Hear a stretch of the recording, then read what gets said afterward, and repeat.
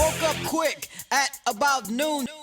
It is draft day in the National Basketball Association, and welcome to the draft day edition of the podcast with Damian Barling. I am Damian Barling. Thank you so much for hitting the download button. Thank you so much for streaming. Thank you so much for listening wherever you may be at.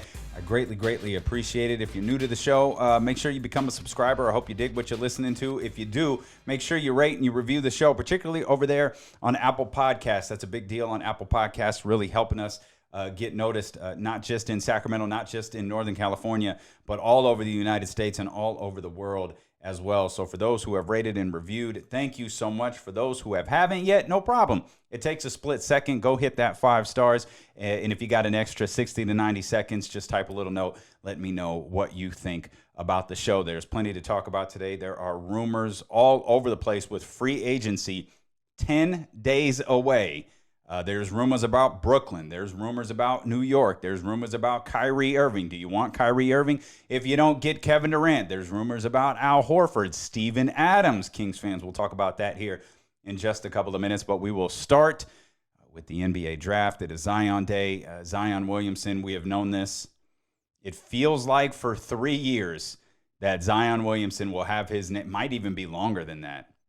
But Zion Williamson will have his name called tonight when the New Orleans Pelicans make the #1 overall selection in the NBA draft. And what I'm interested in, I'll be selfishly disappointed if the New Orleans Pelicans draft at 4.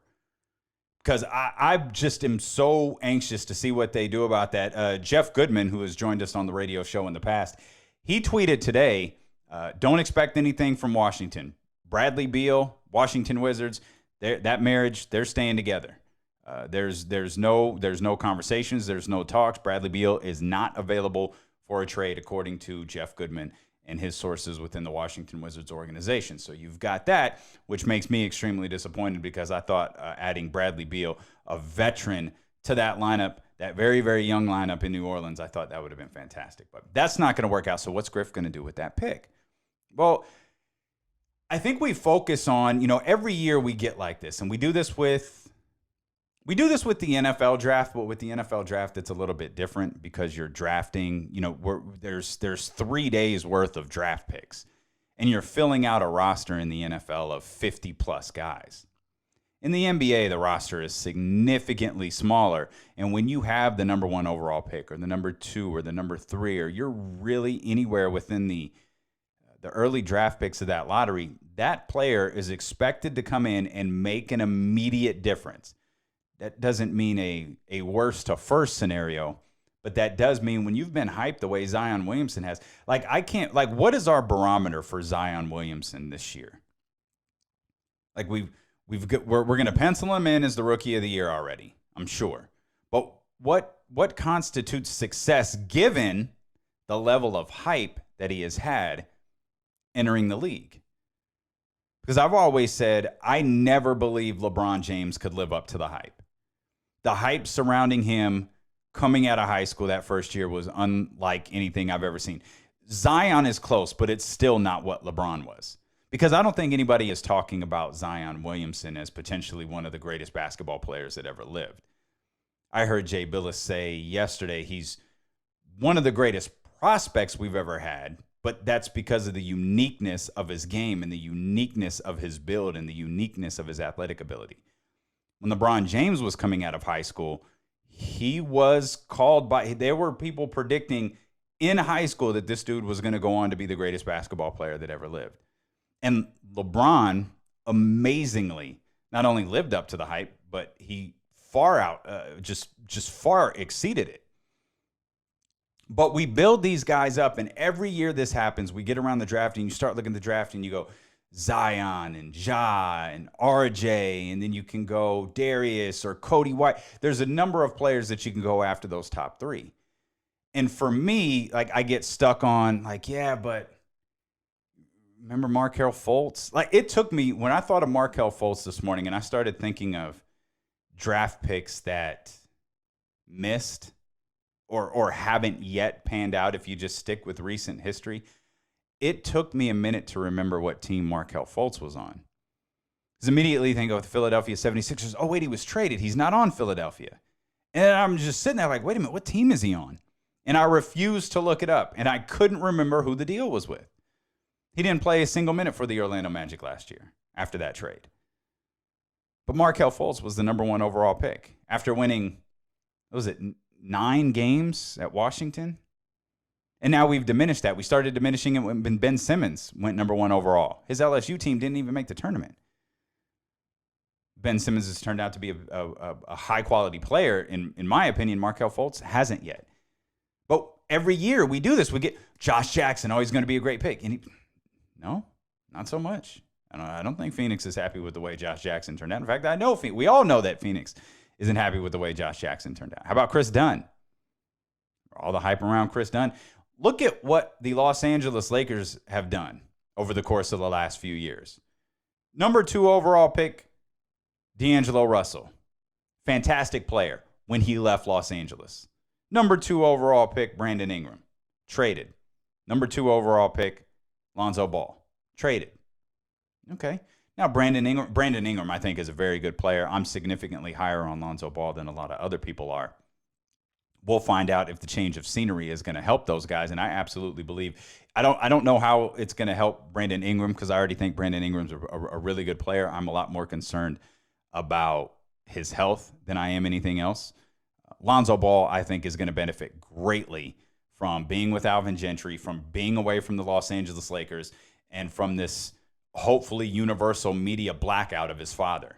Because I don't know that anybody actually dislikes Lonzo Ball. I don't think Lonzo Ball has done anything to dislike him. But his dad has done a whole lot to make you dislike everything associated with his entire family. And one particular network finally saw the light and decided, we're not going to put this guy on anymore.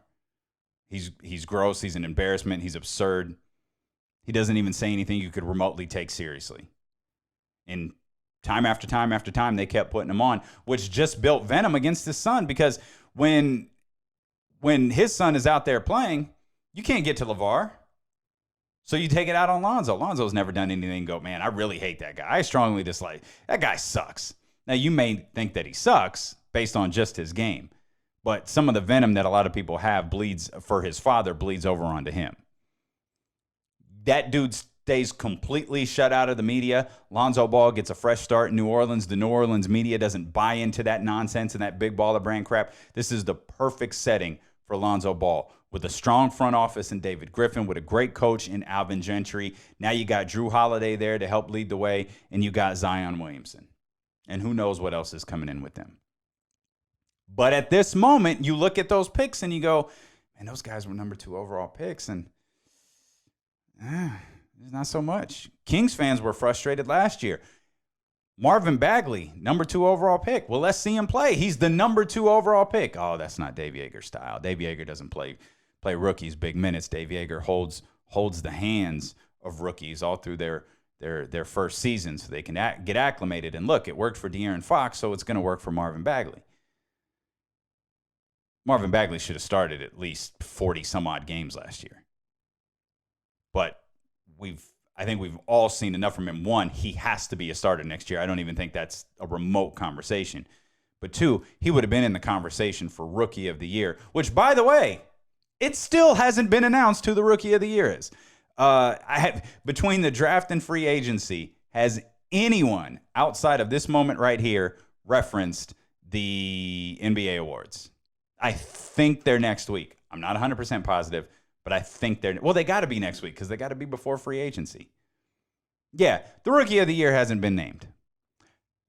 But Marvin Bagley would have had an opportunity to win it if he had become a starter when his game started to develop. Because his game was developing at a very, very rapid rate. And when he was playing 30-plus minutes a game, he was putting up 20 and 12 every single time. Hell, when you look at the most recent number 2 overall picks, he might wind up being currently the best one of them. Remember Jahlil Okafor? It's a guy a lot of people were high. Hasn't panned out.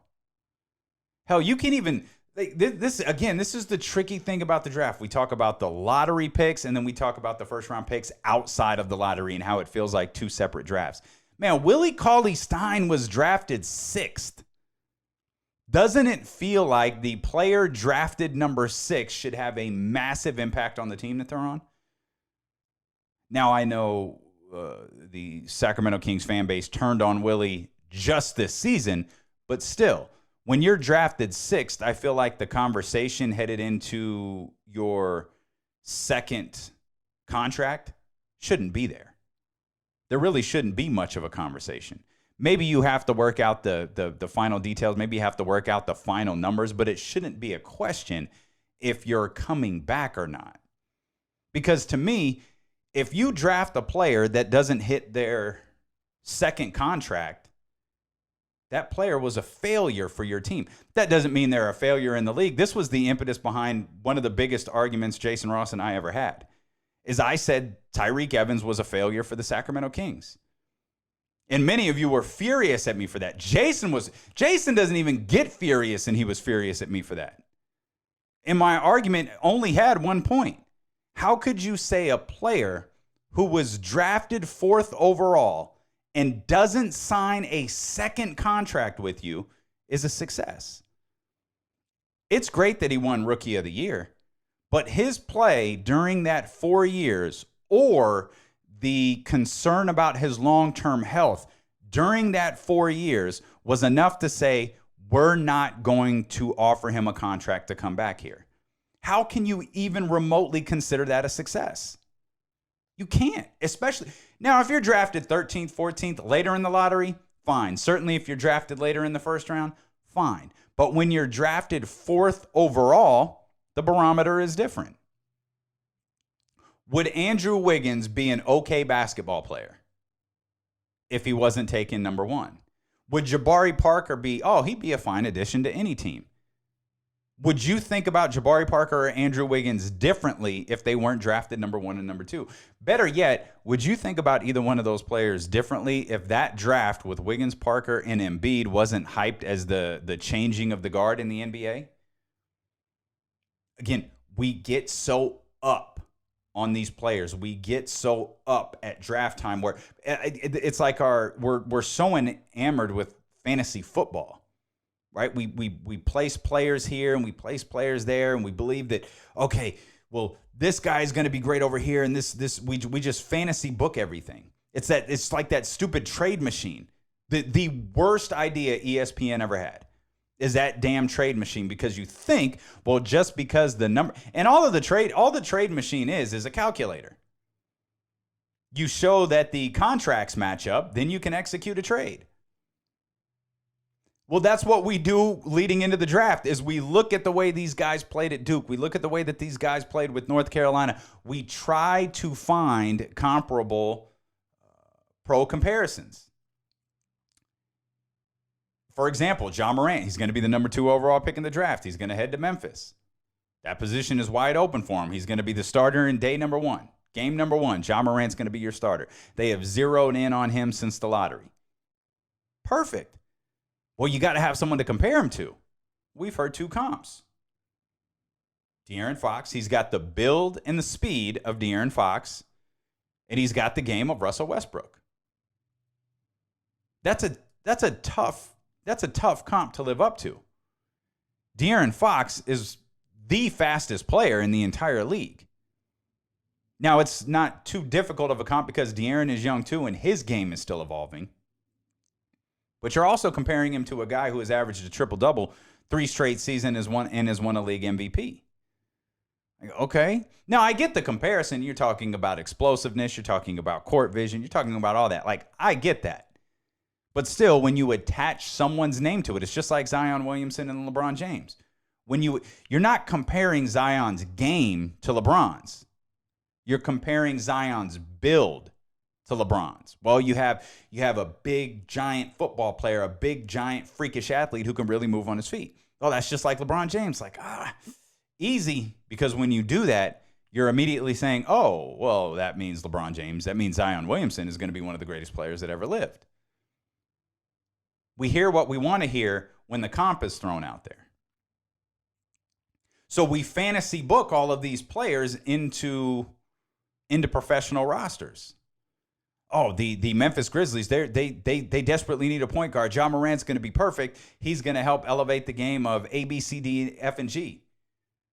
Now you've got a nucleus set around Ja Morant and Jaren Jackson moving forward. It's like, Okay, in theory, that's going to work.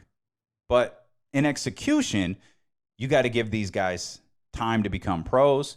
You got to give these guys time to learn the NBA game. You got to give these guys time to figure out professional basketball.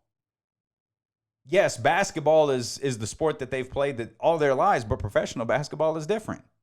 Every player entering the league will tell you that. Look at the evolution of De'Aaron's game from year 1 to year 2. That's not normal. And that's one of the things we were saying to Kings fans last year when we were trying to pump your brakes a little bit on how good this team will be next year. Because now what Kings fans are expecting is Marvin Bagley to make the same jump that De'Aaron Fox made from year 1 to year 2. Dude, that's not normal. De'Aaron Fox's 1-year evolution is usually a 2.5 to 3-year evolution. There's a reason that the NBA contracts, there's a reason that the CBA is structured in a way to make it easy for a team that drafts a player to re-sign them to a second deal.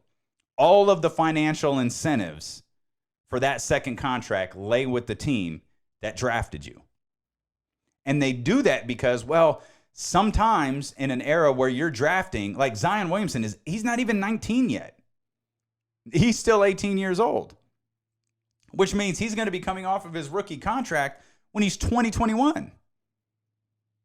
But now you're giving teams, well, it doesn't all, we need another little bit of a look. We're comfortable with what we see from him. We like it. We know that he's good.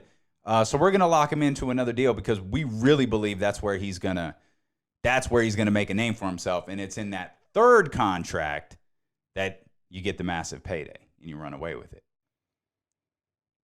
But we're listening to draft analysts all day, every day. We're listening to guys like Jay Billis and all of these guys who have covered the game and been around the game and talking about these players and inserting them on rosters. And I want to believe that New Orleans is going to be very good. Now, do I think New Orleans is going to make the playoffs? No. When I say the Pelicans are going to be very good, I mean it along the lines of I think the Pelicans are going to be as good as the Sacramento Kings were last year, which would be an improvement for them. And I think any step forward that team takes is, even if it's a little step forward, even if it's a 2-game improvement off of last year, in reality, that's a massive step forward because Anthony Davis is gone. The burden of what's going to happen with Anthony Davis is gone. And now you have a very, very young and potentially very exciting team. I'm not penciling the Pelicans in for the playoffs simply because I don't know who to remove to put them there. But if you ask me if I think the Pelicans are going to be good, I say yes, absolutely, with the caveat that I mean they're going to exceed some people's expectations because I think some people's expectations of the Pelicans are way too high. I think some people talking about the Pelicans making the playoffs is a bit absurd for the reasons that we just laid out. You have to remove somebody to put somebody else in. But watch them be good. Watch them win 39 games next year. 39 games and not make the playoffs. Maybe 40 games and not make the playoffs. They're going to be a team to contend with. And they're going to be going through growing pains all year long. And that's another thing that I don't think we factor in when we talk about these rookies and their impacts on teams. Andrew Wiggins and Jabari Parker. Jabari Parker was just starting to figure it out. And he got hurt. I think Andrew Wiggins and Jabari Parker are fine at best basketball players. But they were drafted number 1. They were drafted number 2. They were drafted before Joel Embiid, the guy who was clearly the best of the bunch. And they were lumped into a draft that people were labeling as, the new era of the NBA. And more often than not, 60 names are going to be called tonight. And most of them, you're never going to hear from again. Even the ones drafted in the first round. There's going to be more than one name in the lottery that they kind of flame out. Hell, there might be 50% of the lottery that flames out. Can you think of a draft where more teams were happy with who they selected than last year's? Because, I mean, think about it. A year in, I don't think Sacramento's upset with who they took. I don't think Phoenix is upset with who they took. I think Memphis is more than happy with Jaren Jackson. I think both the Hawks and the Mavericks are happy with the little deal that they made. And I think you can run down maybe through most of that top 10, and each team would go, yeah, we're good. Yeah, maybe if we were a couple slots higher, we would have taken someone else. But slotted where we were, we're pretty happy with our pick. Meaning that you're not looking at, if you were the team that drafted number 10, you're not looking at picks number 11, 12, and 13 going, damn it, we completely blew it. Now, granted, that's only a year in, but still, sometimes a year in, you can look back and go, oh, yikes. We just did that, 2 years ago with Donovan Mitchell. Donovan Mitchell's rookie year. We were looking at, how did all of these teams miss on him? Every team that drafted above him would probably go, yep, if I had to do it over again, I'd take that kid that's in Utah right now. So enjoy the draft tonight. Enjoy the names being called, because a lot of these guys, it's just not going to work out. That's what history says. And if best case scenario for some of these guys, it's just not going to work out for the team that drafts you. You'll get moved at the end of that first deal, towards the end of that first deal, and you'll wind up somewhere else, and perhaps that will be a better fit for you. Much like D'Angelo Russell. We'll talk about D'Lo here in a second, but he's up. I mean, would you have thought 2 years ago that D'Angelo Russell, that we would even be having a conversation about D'Angelo Russell potentially earning, 4 years, $117 million? You think that conversation would be happening? Absolutely not. But he had a really productive year in Brooklyn. He's shown his value here a little bit. He helped really, really improve that team. And now Brooklyn isn't even willing to welcome him back yet. They're waiting to be rejected by a couple of other free agents. And we'll get to that here in just a heartbeat. We talked about that draft with Andrew Wiggins and Jabari Parker and how that was going to be the new era of the NBA, the new breed coming in here to change basketball. We know what a bust that was. But tonight, very literally, is a new era in the NBA, as Zion Williamson will become the first player drafted in the 2000s. He'll be the third Duke player to be selected number 1 overall, joining Elton Brand, who was taken number 1 in 1999, and of course Kyrie Irving, who was taken number 1 in 2011. Remember the debate? You remember the Kyrie Irving draft? Remember the debate, the number 1 and number 2 debate? Who should the Cleveland Cavaliers take? Talk about guys not working out. Derek Williams. The debate was Kyrie Irving or Derek Williams. A freshman has been selected number 1 overall in 9 straight drafts. 9 times a freshman, 9 straight times a freshman has been selected number 1 overall. That'll extend to 10 tonight. The last non-freshman to go number 1 was Blake Griffin in 2019. The year Blake was supposed to be a member of the Sacramento Kings, because the Sacramento Kings absolutely sucked that year, but they wound up with number 4, where they took Tyreek Evans, who won Rookie of the Year and then was gone 4 years later. But some of you want to convince me that that's okay. New Orleans has 2 of the top 5 picks, as we just discussed there a moment ago. The Pelicans have selected in the top 5 twice over the last 14 years. As a matter of fact, they've done it 7 years apart each time. In 2005, they took Chris Paul. In 2012, they took Anthony Davis. And here in 2019, they will take Zion Williamson, his teammate RJ Barrett, almost certainly going number 3 overall to the New York Knicks, despite the fact there was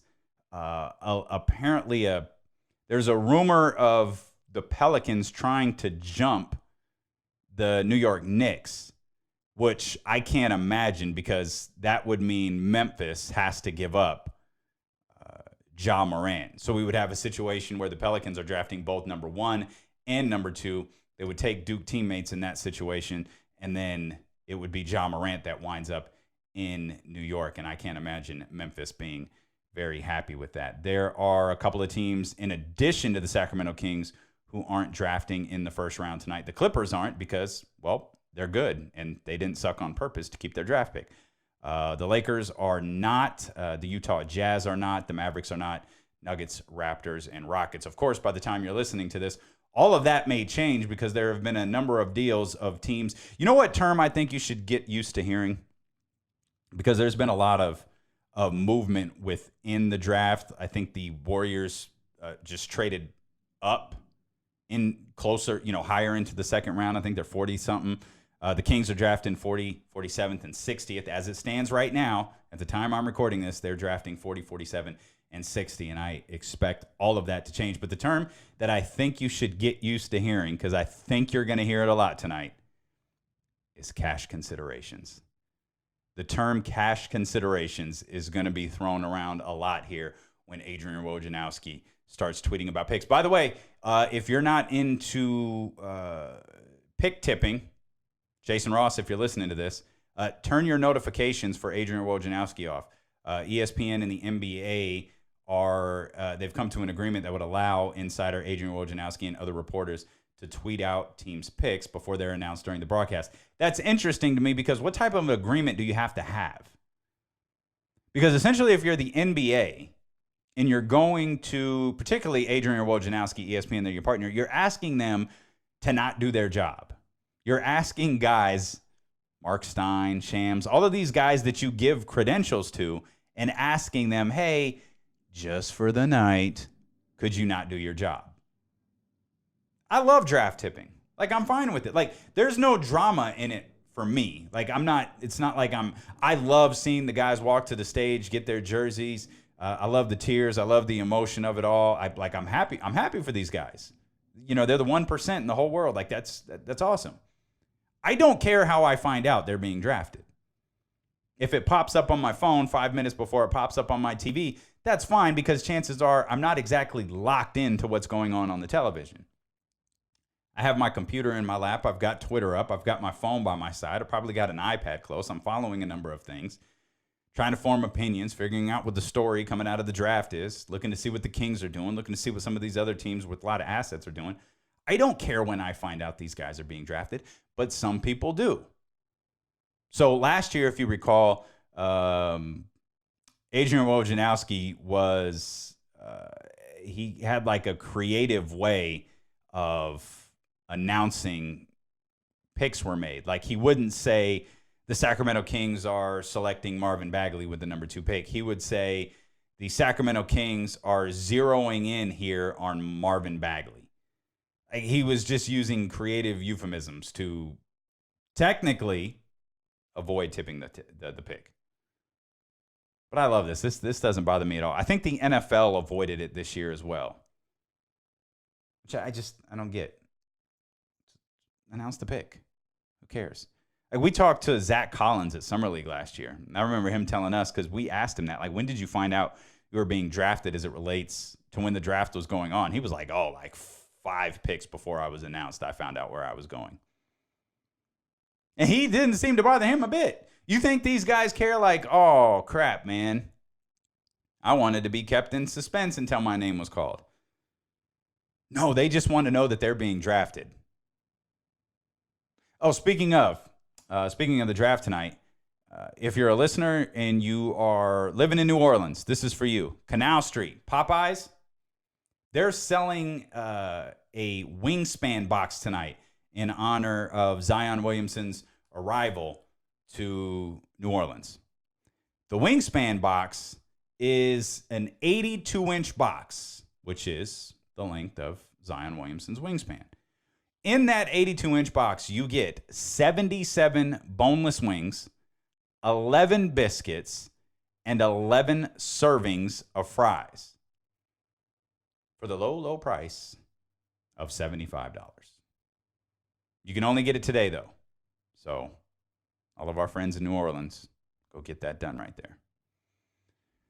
If you want to connect with the show, 916-888-5898. If you want to text during the draft, you could do that. I have my phone by my side. Again, 916-888-5898. Of course, you can connect across social media platforms as well. We keep conversations going all day, particularly on Facebook. We post a number of articles that I'm reading throughout the day, and conversations are going all day and well into the night. So just search Damian Barling on Facebook, hit the like button, and follow along at Damian Barling on Twitter and at Damian Barling on Instagram as well. So rumors surrounding free agency, which is, just about 10 days away. And I'm excited for the draft tonight, but I really can't wait for free agency.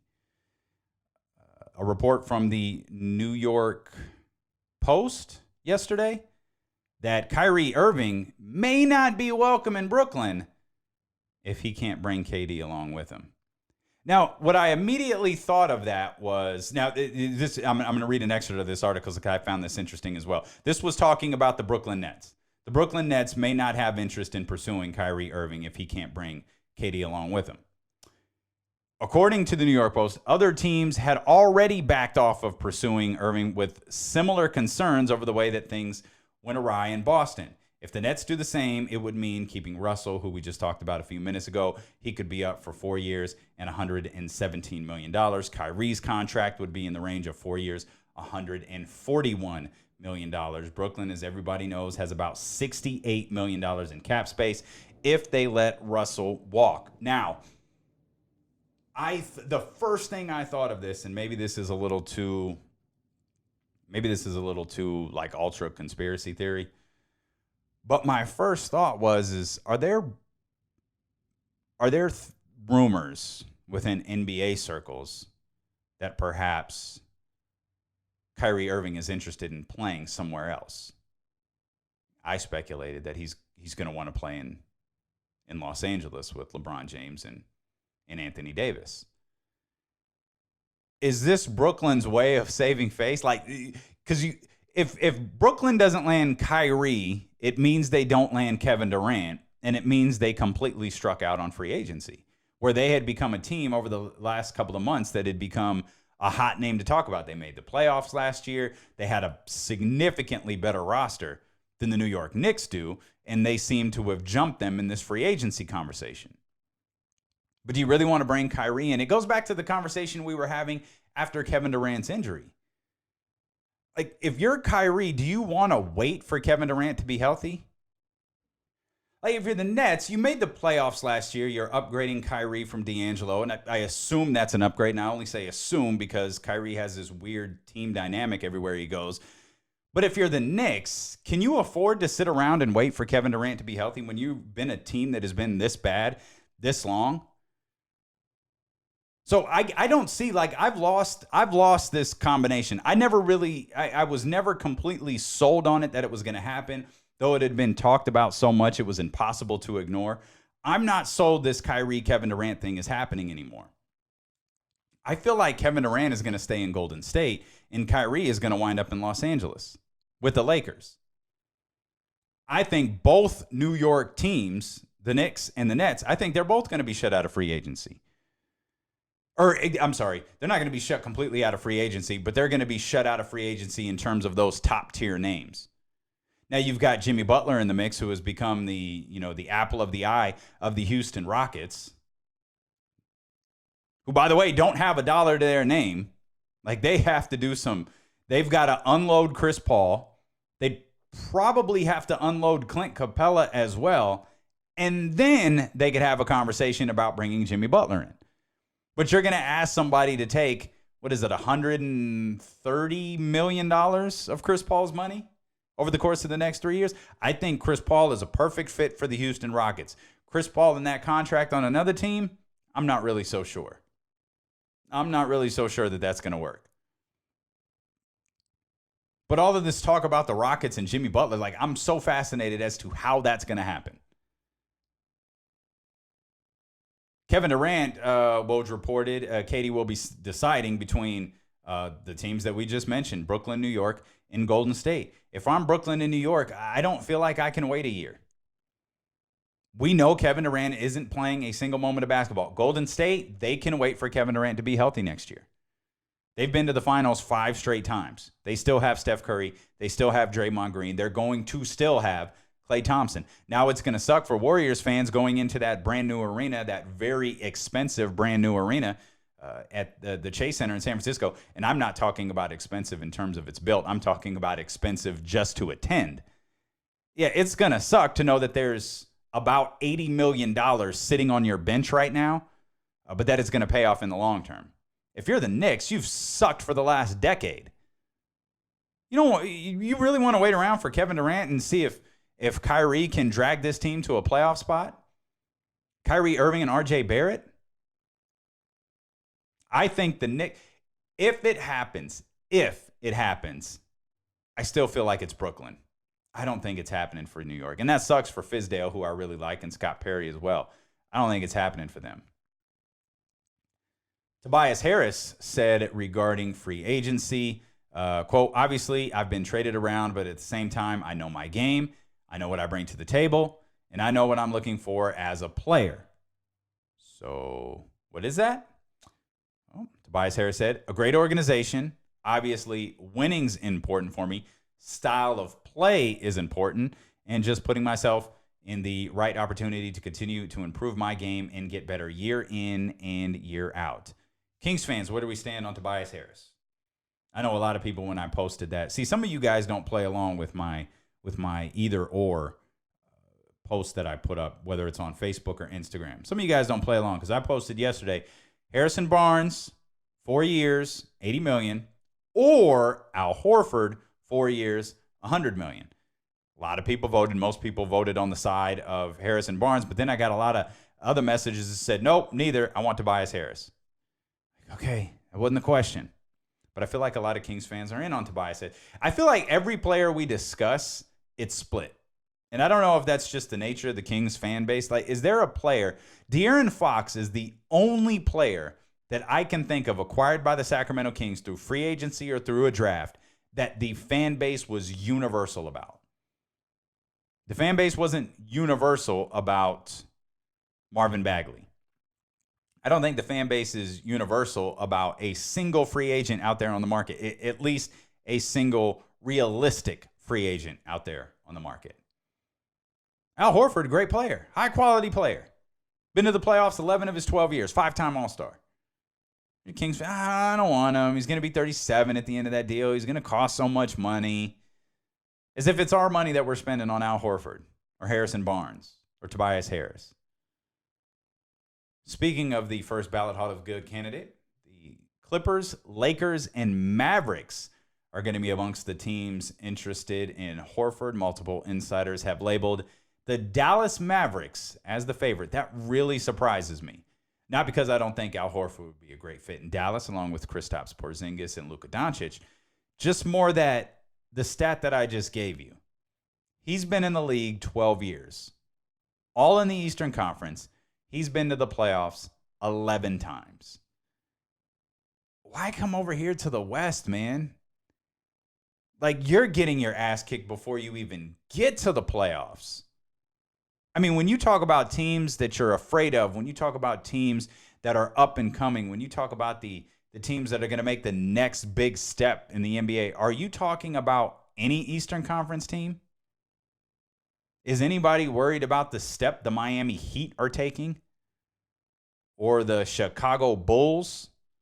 I just said I think the New York Knicks are going to get shut out of free agency in terms of meaningful free agents. Anybody afraid of the Knicks next year? Hell, even if Brooklyn comes back with D'Angelo Russell and the roster that they had, you worried about them? Two of the worst teams, maybe the two absolute worst teams in the NBA, are going to be in the Eastern Conference. The Cleveland Cavaliers, who I absolutely believe are going to move Kevin Love at some point before the season starts, and the Washington Wizards. If you ask me who are going to be the three worst teams in the NBA, it's those two plus Phoenix. And Phoenix, I expect to be better than last year. And I know we've given very little attention to the fact their former head coach is now an assistant coach with Luke Walton on the Sacramento Kings, Igor Kokoskov. I know nothing about him, and I'm not going to pretend like I do. I thought if you're going to bring him in, you got to let him you got to let him coach. They let him coach 1 year. Now with that roster, I did wonder, like, I feel like that they're a little bit better than the way that they're performing. There were games that I watched DeAndre Ayton where I thought, man, this dude's really good. No wonder he was the number one overall pick. Like this dude's really good. And then there are other games where it was like, is he there? Does he have something better to do? Would he prefer not to be out on the floor right now? Because there were a lot of games that looked like that as well. So I don't know that Igor Kokoskov got a fair shake. But at the same time, I don't know that Igor Kokoskov should have been hired by Phoenix. Like, if you had a vision for what you wanted to do, and Igor Kokoskov, you believe, was the guy who could execute that, you can't get rid of him after 1 year. But it's the mulligan, I guess, that it's the same thing that, what's my guy's name? Steve Keim did for the Arizona Cardinals. Well, we messed up. Let's go ahead and Steve Wilkshire out. We're gonna move forward with Cliff Kingsbury here. All right. It's fine, but Igor Kokoskov has joined the Sacramento Kings staff again, given that very, very little. Talking about the Kings staff is weird. Like, I don't know what to do with it. I love that my folks over at the Burger Patch were hosting the Harrison Barnes, and Dave Deuce Mason was out there doing some interviews, and then there's Luke Walton, and it's like, dude, what do I do with this? You're under investigation for sexual assault.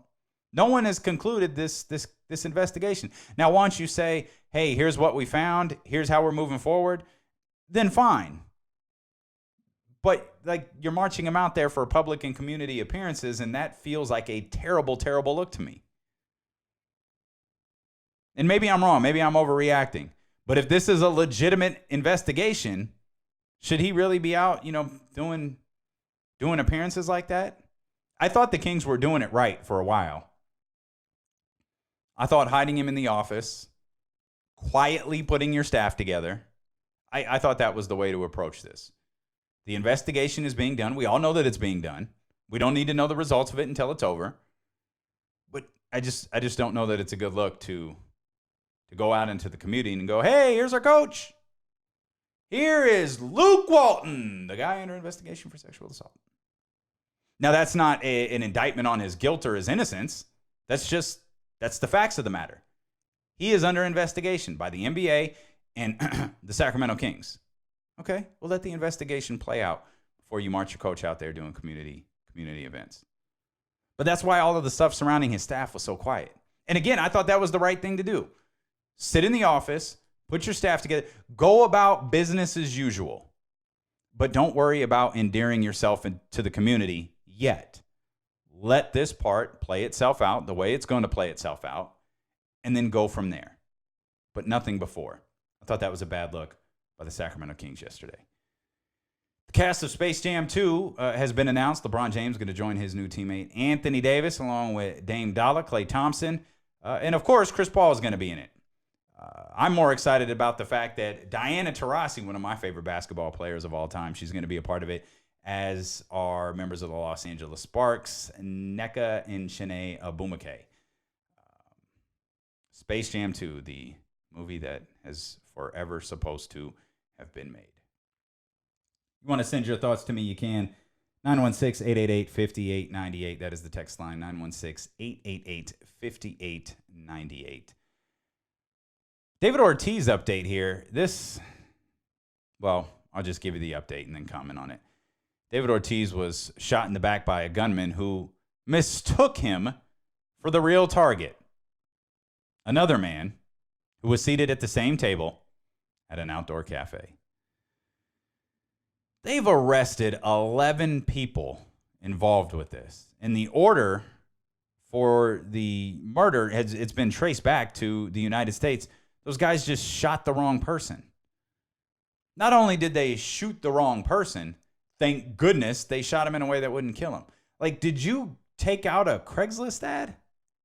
Like, how did you find these people? You shot the wrong guy. Like, I keep thinking of that scene. I know it's not the same, but I keep thinking of that scene in The Other Guys where Mark Wahlberg shoots Derek Jeter in the tunnel. I don't know. It's like, this is like, don't do something that you're bad at. You can't be a good criminal. Like, don't be a criminal at all. Go to college or something. You shot the wrong guy, and you shot David Ortiz. You were hired by so he was hired by someone who's associated with a cartel. How pissed off are they? Now, I'm not going to get into the chain of events that's probably going to follow this, but my goodness, man. 11 people? Holy crap. Thank goodness David Ortiz is okay. Little NFL note here. When do we start getting really excited? I feel like the NBA offseason is in such full swing. Like, we've got, I've said this before, we've got the draft tonight, depending on when you're listening to this. And, of course, we got free agency coming up in 10 days. We've got the California Classic right after that. We've got the Summer League right after that. And then I think it settles down, and then you start having guys show up for training camp. And then before you know it, Hard Knocks is on, the preseason is here, and then it's September, and it's football season. And all of that's quiet now because that mandatory minicamp just wrapped up, and I think things are going to fall pretty silent on the NFL front, at least for the next month and a half or so. But I guess this is noteworthy. It's going to take a lot of explaining to do throughout the entire NFL season. The language of the new pass interference rule, the pass interference replay rule, has been made official. The league posted an announcement on the various social media platforms today that read, the competition committee today unanimously recommended the rule approved in March for instant replay of pass interference, and it will remain in effect for the 2019 season only. Now, I emphasize that last part, the 2019 season only, because they do that a lot where they say, we're going to implement a rule for this season only, and it's going to be revisited later. Normally, that rule is revisited, tweaked. They find the things that are good about it. They find the things that are bad about it, and they basically just try to clean it up, and they modify the rule and make it official. They had a slideshow accompanying, at least on Twitter they did, they had a slideshow accompanying their tweet that highlights the fact automatic review will be available for pass interference calls and non-pass interference calls in the final 2 minutes under normal circumstances, specifically and most importantly, in the final 2 minutes of either half. Now, the important note here is it'll be the replay official who calls for the review. So it won't be, if I understood that video correctly, it won't be a coach throwing out the challenge flag, though I guess they never do that in the final 2 minutes anyways. So this is a rule, this is a new review rule that is only applicable to the final 2 minutes of each half.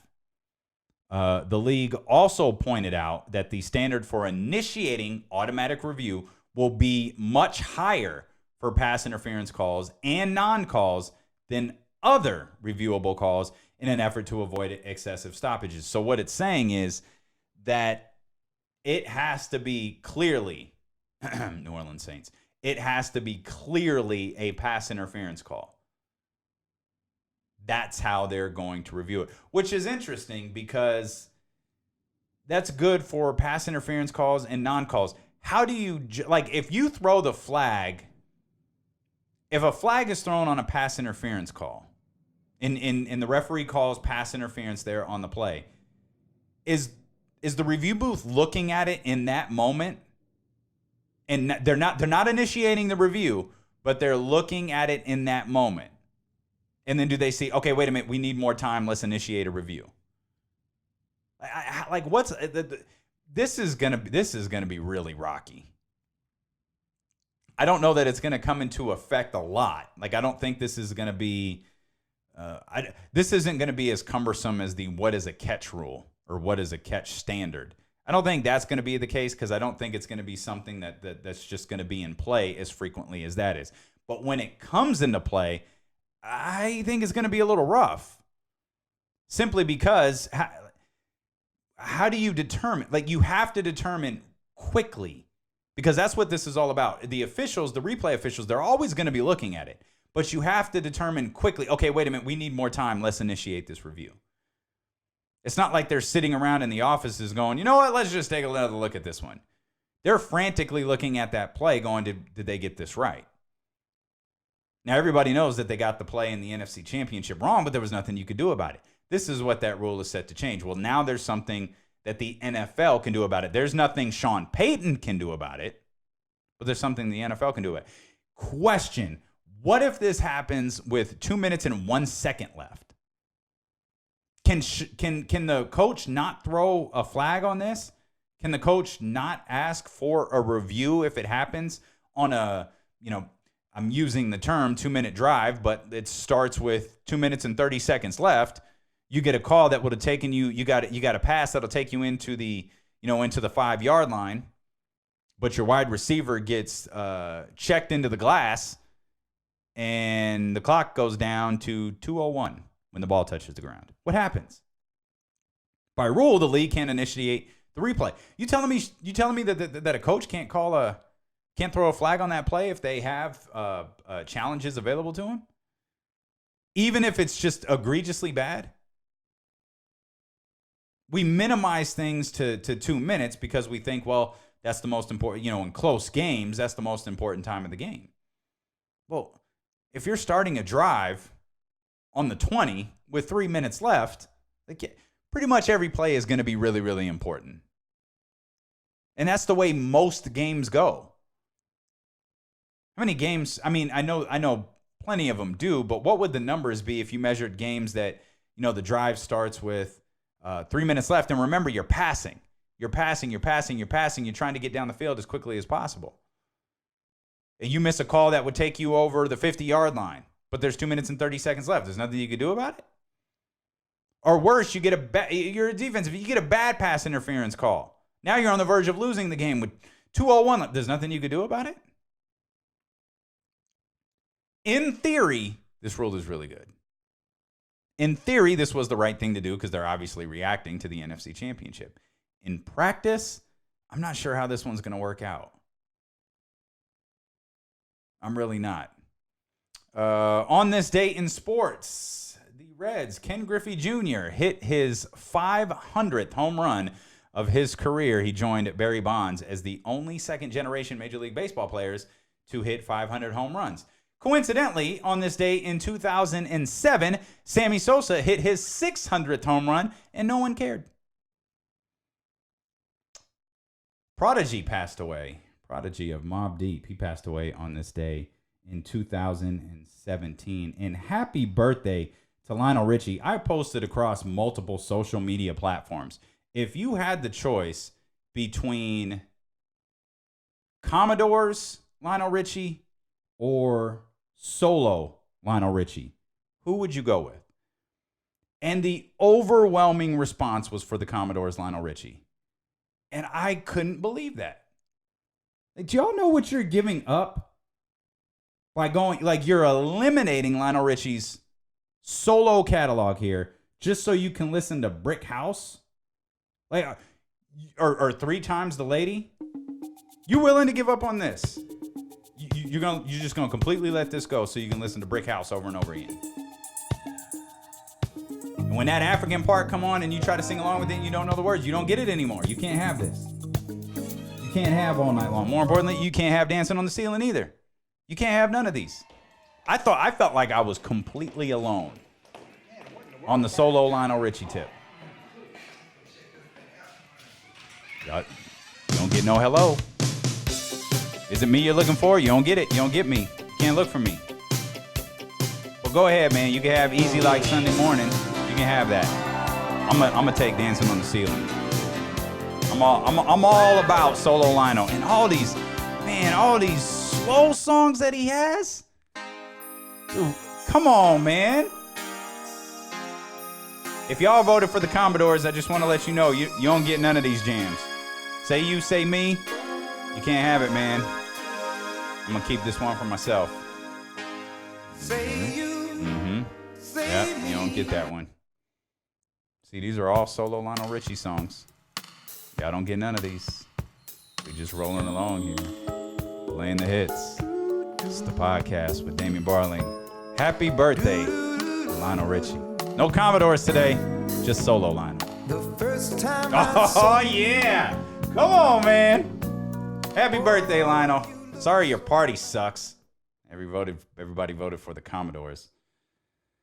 We're going to wrap things up as we always do with questions and comments from you. I'm actually going to start with this one. Thunder made Steven Adams available to trade. Any chance the Kings can get him? Yeah, absolutely. There's a chance the Kings can get him. Steven Adams has $25.8 million due to him this year and $27.8 million due to him next year. He's a guy who is used to running up and down the floor. He's a great rebounder.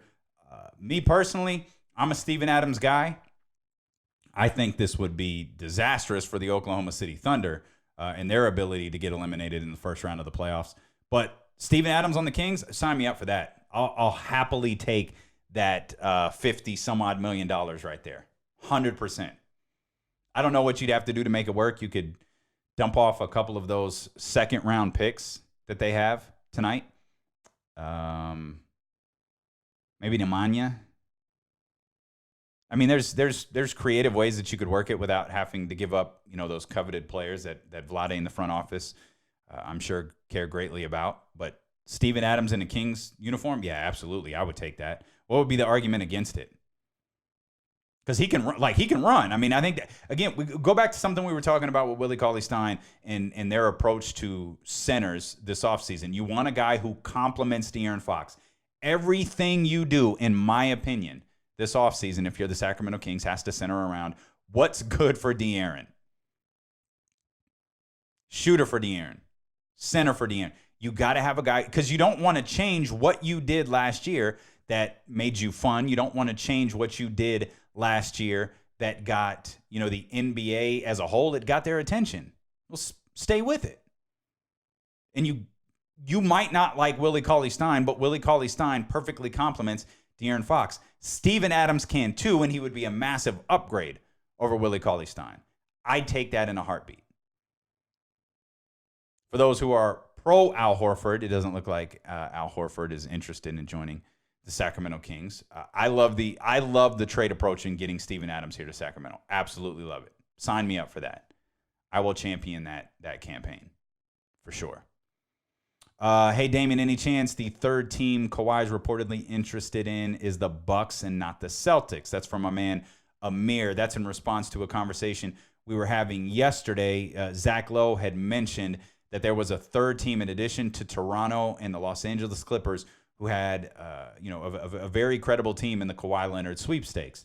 And I immediately thought it was the Celtics. As I started to dissect it and try to figure out, okay, what would be perfect for him, I think it could be the Boston Celtics. The Celtics would have to make a couple of more moves, but it's Kawhi Leonard. I think they could do it.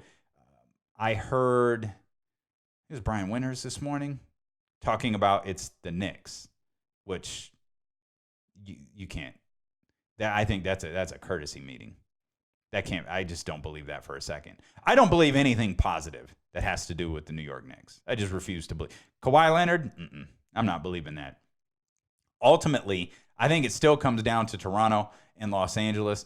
Maybe there is a third team in the mix and it's New York, or it's someone that we don't even know about. But really, I think it's down to Toronto and Los Angeles. And I think it is almost certainly Los Angeles. Now the theory everybody is throwing around that it's a potential 1-1 with Toronto, which for me would be the most anticlimactic ending to all of this, because we're going to go through it all again next year. So you have the 1-1, you have the opportunity to run it back, you have the opportunity to get to a second straight NBA Finals with the Toronto Raptors, and you have a chance to win back-to-back NBA championships with virtually the same exact roster. I'm good. Not that I don't want them to succeed or want them to do well or enjoy. I just don't. That's not the story. I told you for years, I want the story. That's not a good story. If he signs a long-term extension, that's a good story. A 1-1 is a cop-out. It's a cop-out for sports media because it's just not fun. There's nothing fun about that. It's not a cop-out for Kawhi Leonard. But I want the story. And if the story is a lengthy deal with either the Clippers or the Raptors. And here's my hot take. I was going to save this for June 29th, the day before free agency. But I'm going to give this to you now. And I genuinely mean this. This isn't some Skip Bayless garbage. I genuinely mean this. And these two predictions are related. The Clippers are going to finish with a better record next season than the Los Angeles Lakers.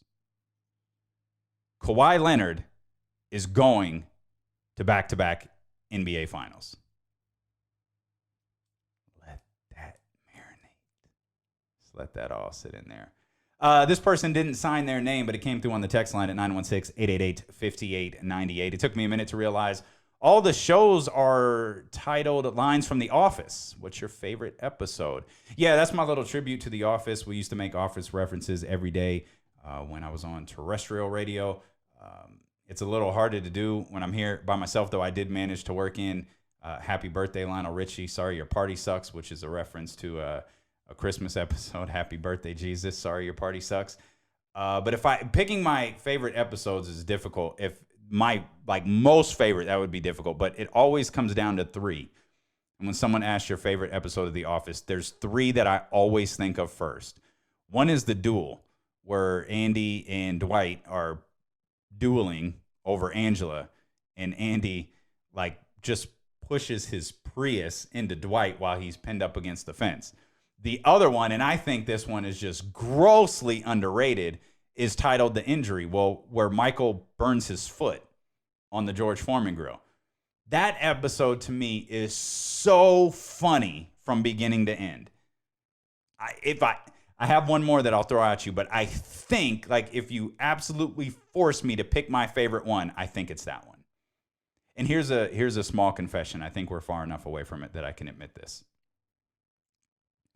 The show after Kevin Durant tore his Achilles, I desperately wanted to name I Cooked My Foot. But it felt so insensitive and so inappropriate, I didn't do it. I think I settled on, it was a line from Kelly. I have questions. Number 1, how dare you? That was the show I titled because all of the questions coming out regarding the doctors and Kevin Durant's availability and all of that. But the first thing I thought of is, man, I don't know that I'll ever get an opportunity to name a show I Cooked My Foot. But again, it felt so inappropriate. I couldn't do it. The other one is Threat Level Midnight. Love that episode. And I saw yesterday Cody Rhodes posted a video, it was of his office or something, and he has a framed movie poster for Threat Level Midnight. So I started scouring the internet yesterday looking for Threat Level Midnight movie posters, which I'm absolutely going to hang up here in the studios. We've asked you on a number of occasions to subscribe to the show. I hope you love what you're listening to. We're 3 weeks into this thing. We continue to build, continue to get better, continue to get stronger. And again, I hope you're really digging it. If you are, please subscribe, rate, and review the show. Hit the 5 stars. That literally takes a split second, regardless of the platform, but particularly on Apple Podcasts. It just takes a second to hit that 5 stars if you think that's what we're worth. And if you have an extra 90 seconds or so, leave us a review.